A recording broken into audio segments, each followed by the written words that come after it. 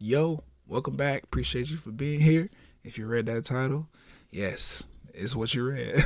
Marvel's What If. I'm fucking with this series, so I'm gonna be reviewing it. I watched the first episode. I think it's gonna be dope. Let me play this intro music. Give the people who haven't seen it or don't care about this stuff some time to exit on out. Spoilers, all that. We about to get into this first episode.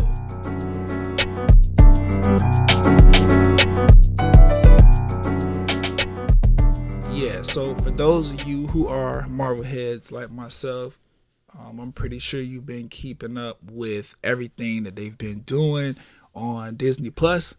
Um, Starting off with WandaVision, and then we had Falcon and the Winter Soldier. Loki season 1 just ended. Now we're on to the What If series. For backstory purposes, the What If series was it still is. It's a comic book series, right?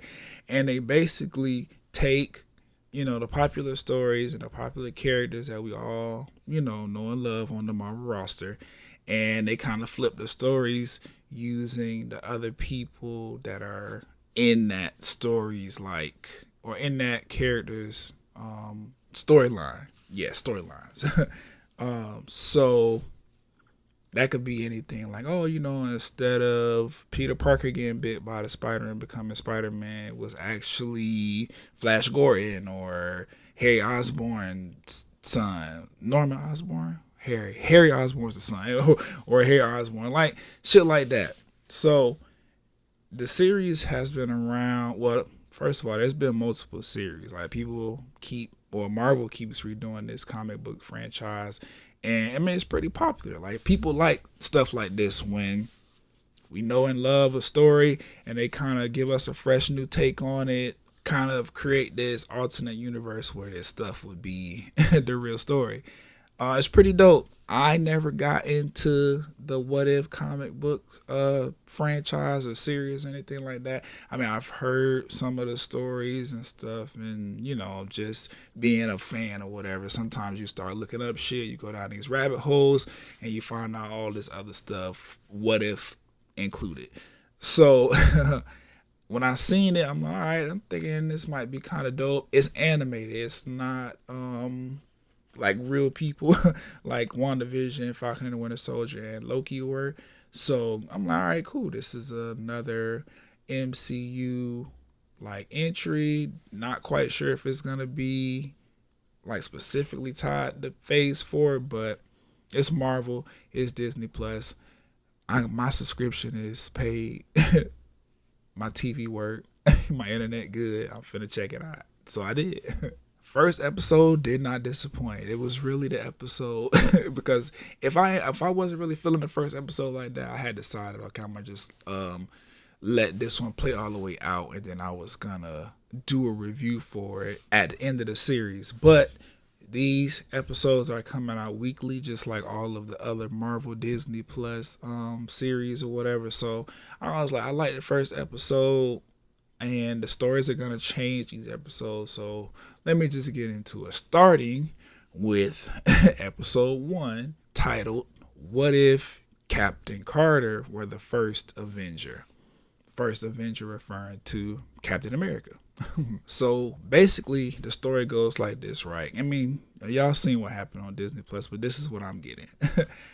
So Howard Stark decides that Peggy is gonna take the super soldier serum after she volunteers after a whole sabotage tried to happen. Like they was suiting Steve up to do it or whatever. I guess a Hydra agent or Nazi, whoever the fuck he was, he sabotaged the bitch, blew it up, and interrupted the whole thing. But the machine and the equipment was still working. Steve was shot, so Peggy jumped in or whatever. Stark pushed the button, the serum went in, and it was a success. Peggy Carter, she bulked up, got taller, and all kind of shit. Like everything worked out, but of course, American government or whatever government this is, Germany, Britain, wherever this was happening. I believe it was American government. Sexes, they was like, nah, we wanted a man. So this is a failure, and she's not going to be doing anything on behalf of us. Put her somewhere else. Obviously, we know in Steve's story, the procedure wasn't sabotaged. He became a super soldier, and they immediately started, utilizing that man as Captain America and doing all these secret COVID missions or whatever. But of course, back in the day, they didn't respect women like that, so they tried to play her to the left and bench her. In the meantime, Hydra and Red Skull, they end up finding the Tesseract, stealing it from wherever it was at. And after being tired of the sexism Peggy was experiencing and being benched and all this shit, Stark pulled up on her and was like, let's do something. So she ends up going into the field. We get to see her Captain Carter outfit. She got a British flag on the front of it, and as well as the shield, because obviously Peggy Carter is British. Steve was American, so he got the American flag shit. But she ends up retrieving the Tesseract, and there's a bunch of like cool acrobatics and stuff. It's part of the reason why I like cartoons, especially when Marvel do it, because they don't skip on the action. The same way like the live action, the same way the real people, what's the word? I guess live action. The same way the live action, the movies and the TV shows with the real people in it, same way that shit be like detailed and action packed with the fight scenes and CGI and special effects and all the other shit. They be drawing that shit just as good. I mean, which I guess it wouldn't be harder. I don't know, but I'm not no illustrator or no artist that draws comics or anything like that, television shows. But dope. She was whooping ass. She was flipping trucks over herself with the shield. Like, she was whooping ass. Upon retrieving the Tesseract, though, she goes to Colonel. You know what I'm saying? She tell that nigga, like, I ain't sitting behind no desk no more. You know what I'm saying? I'm going to be a captain, and I'm going to be out in the field or whatever. And she gives the Tesseract to Howard Stark, who, by the way, Tony Stark's father. She gives him the Tesseract, and he turns around and creates a Iron Man suit, like a Mach 1 type suit that we saw in the first Iron Man movie, like the first MCU Iron Man movie, like that suit that he built in the cave. Yeah, Howard builds one of those, and it's powered by the Tesseract. Now, this is interesting, obviously, because Iron Man. But then two, he gives it to Steve Rogers. Now, when Steve becomes Captain America and his thing or whatever, like, Peggy does not get no specialized suit or anything to like help him fight. She sits behind a desk at whatever office she has, and eventually she becomes like a undercover, like secret agent spy or whatever. But in this particular what if story, Steve gets in the suit, and he helps her out as a sidekick. And I also thought it was interesting because Tony builds Pepper Potts, who is his wife, a suit as well, like an Iron Man suit, and she ends up helping him out every once in a while. Goes by the name of Rescue. I don't know, just dope, like how certain like little things tie in and little like Easter eggs and one-offs from Marvel. I really fuck with them for doing stuff like that. Anyway, Captain Carter and Steve, they go break out Bucky and his unit from this German prison. In that time, we get to see more ass kicking from Captain Carter, and then Steve in the Hydra Stomper gets his debut. He's shooting all kind of Tesseract powered lasers out his fingertips and being indestructible. It's pretty dope. So Captain Carter and Steve Rogers in the Hydra Stomper suit, they fly around, run around. What's this? England, Germany, and they fucking shit up, man. They really kicking Hydra's ass. They bonding, taking down Hydra, whole helicarriers, and taking down Nazi troopers and all kind of shit, and growing closer. Because, of course, In Steve Rogers' story, him and Peggy, they develop a romance. It's the same thing in this story with Captain Carter, except for Captain Carter's the big beefed up super soldier, and Steve is still just a scrawny kid with a lot of heart and ambition. After that, small character development scene and, downtime, a little romance and all that, they go on this mission to actually catch Red Skull himself, right? Now, this turns out to be the actual mission in Steve Rogers' story where, they're on that train and he ends up losing Bucky and, eventually we find out Bucky didn't die at the little train crash scene or whatever. He was rescued by Hydra and turned into the Winter Soldier. In this Captain Carter story, though, Captain Carter is actually able to save Bucky from even falling off the train. He even makes a little reference, which I caught, to his arm when he was about to fall off, and Captain Carter reaches out, grabs him and yanks him back up, and he made like a comment about his arm because in Steve Rogers' story he falls off the train, gets rescued by Hydra, they turn him into a super soldier to use him against whoever they was fighting. And he comes back with that metal arm. It's little stuff like that I kept noticing throughout the episode that made me like it and be like, oh yeah, this is dope. I'ma just do the weekly episode reviews because I see what they're doing and I'm fucking with it. But back to the scene in the episode. Steve gets blown up, because the train is, a trap.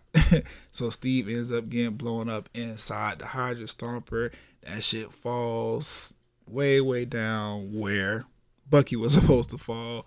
Gets buried in snow. They presume Steve is dead. They leave. After losing Steve, obviously Peggy's not taking it well. She's grieving, but instead of, being emotional and angry for people not respecting Steve like they should, she decides to bury herself into defeating Hydra. After Peggy gracefully extracted some intel from somebody in a jail cell, a Nazi or a Hydra agent, Captain Carter, Bucky, and Company 107, they come up with a plan to stop Red Skull using this intel that they just got from this Hydra agent. Now, this scene was dope to me because when the Colonel started talking a little out the side of his neck about Steve, Peggy hit him with the, "You're lucky to even be in the room."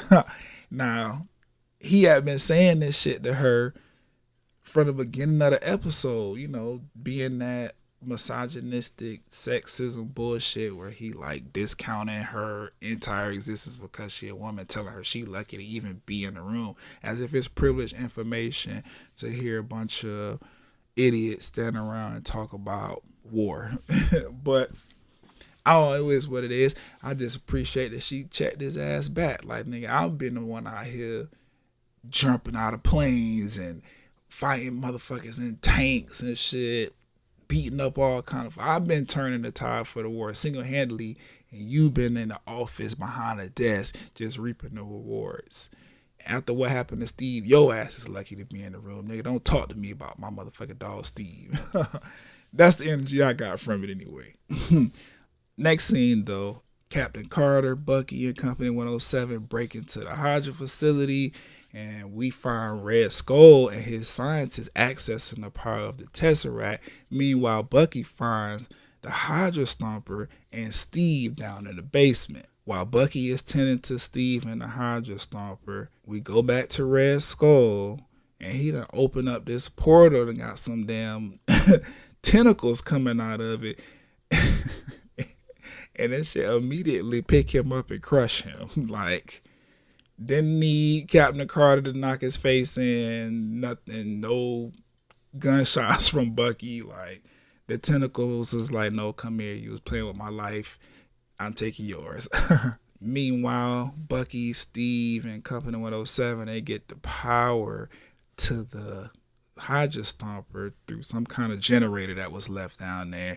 He shoot through the ceiling, they come in trying to help Peggy fight these motherfucking tentacles coming out of this portal. Ultimately, though, the Hydra Stomper runs out of juice and Peggy is left by herself to kind of push the tentacles back inside the portal. She sacrifices herself, tells Steve don't trip, you know what I'm saying, we're gonna have that dance when I get back.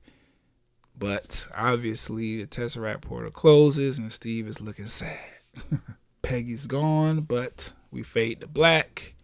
Tesseract pops up on the TV screen and it opens a portal in the room.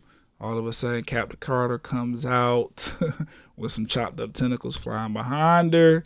Nick Fury is in the room, and he explains to her that she's been gone about 70 years, just like Steve was frozen in that block of ice for them 70 years after they dug him out of the ground and resurrected him. They kind of end the story there, you know. Captain Carter says the same thing Steve said when he came out of his frozen tundra prison. Like, oh, you know what I'm saying, we won the war, so the fact that I've been going all this time, it just is what it is. As long as I got my mission completed. Captain Carter shared the same sentiments. We close out the episode with the Watcher. He's explaining, you know, timelines are being created and he's not going to do anything but watch. And a silhouette appears on the screen, like, very ominous, very mysterious.